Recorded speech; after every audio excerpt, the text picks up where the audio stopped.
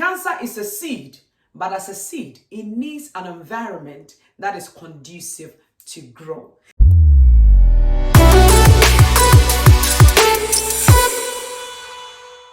Hello, lovely people. Welcome to Ezra Wellness, where you learn proven ways to healthy living. This is your lady, Salome Adamako. I'm a nurse and a functional nutrition counselor.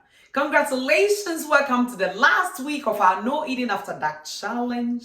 Today is November 16th, 2021. In this month, Ezra Wellness launched a No Eating After Dark challenge just to encourage people so that we're not going to continue to eat after 7 p.m. to give our body breaks and decrease insulin resistance. In this video, I want to talk about this insulin and cancer. Insulin is a hormone that our body releases when our blood glucose go up. If you want to know more about insulin, check out my video, What is Insulin? So you get to know more. And cancer is a cell that is growing in the body that is out of control, that the body's immune system cannot keep it in check. And this cell could grow, it could move on to other parts of the body, and eventually could cause the death of the person who is carrying these cancer cells around. Today, I want us to see the link between the insulin and the cancer and see what you could do about this insulin. So, point number one that I want to say is that insulin is a fast-storing hormone. And since it's a fast-storing hormone, insulin has also been noted to be a growth-stimulating hormone. Because anytime there is blood glucose that goes higher, that is when our insulin is released. When blood glucose is high, our cells turn to divide and grow. And whilst our cells is dividing and growing, if you happen to have a cancer cell that is dividing and growing, it also take advantage and grow. Because of that, you want to keep your blood insulin under control and your blood glucose.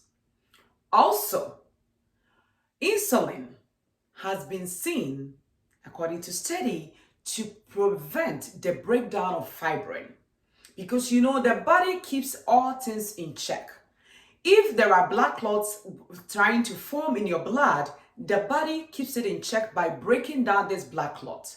But if insulin is happening to be high, it prevents the breakdown of fibrin, which is part of the process of our blood clotting.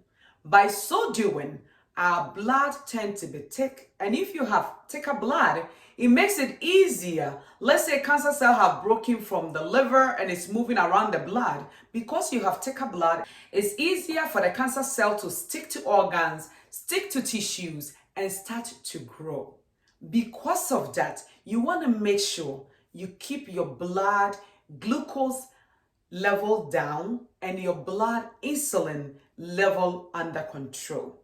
You're saying to yourself, Salome, how would I know to keep my blood insulin level under control? You want to avoid foods that stimulate a lot of blood glucose. Foods like your refined carbohydrates, like your flour, your cakes, your donuts, those kind of foods will stimulate more blood glucose and more insulin.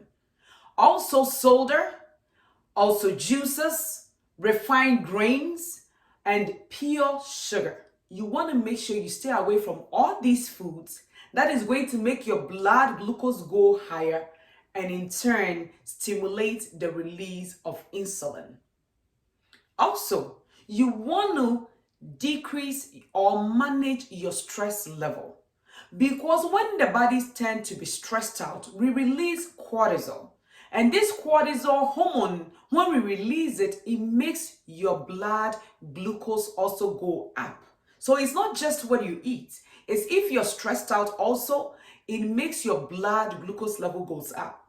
And if your blood glucose level goes up, the same way your body is going to release insulin, and this insulin is going to stimulate growth. And if there is already cancer cell in your body that is growing, you're just going to promote this growth.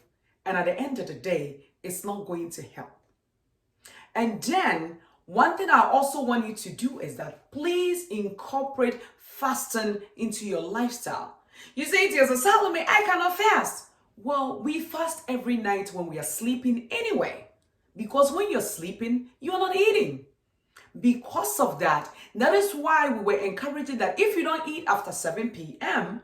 and then you sleep overnight, by 7 a.m. you've already fasted for 12 hours. So if you move it to 9, you fasted for 14 hours, and you move it to 11, you've already fasted for 16 hours. So you see, it's more easier to do than you think. Because sometimes when you say, people say, oh, I don't want to, but it's easier than you think.